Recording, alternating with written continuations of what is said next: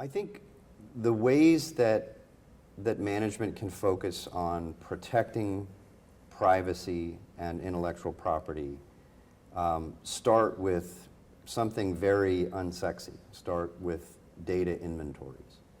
What are the assets that the organization has in-house? Where do they live? Are they hosted in the cloud? Are they on on-prem systems? Is it an amalgamation? Are they held by third parties? Do they truly belong to the organization, or are they co-licensed or sub-licensed?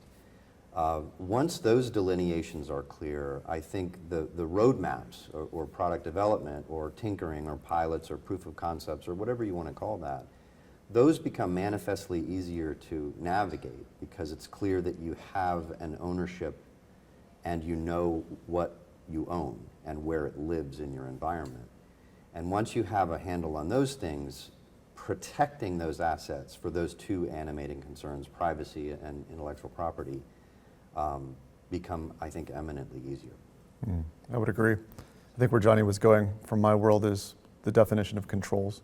What are the management controls that you have in place to address the universe of risks that are of concern to, should be management, and the board needs to be asking about those risks in particular.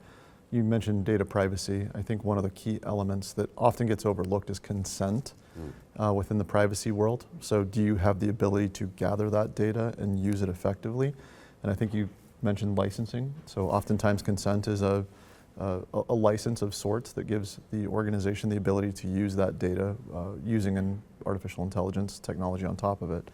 So I would agree 100%. I think the only other area that I think the board should be thinking about very critically is the entirety of the risk universe. Have they considered all the data risks that would be enabled within that world, and has management presented that to them in a way that they can actually take action upon it, especially via elements that the board has control over, such as internal audit.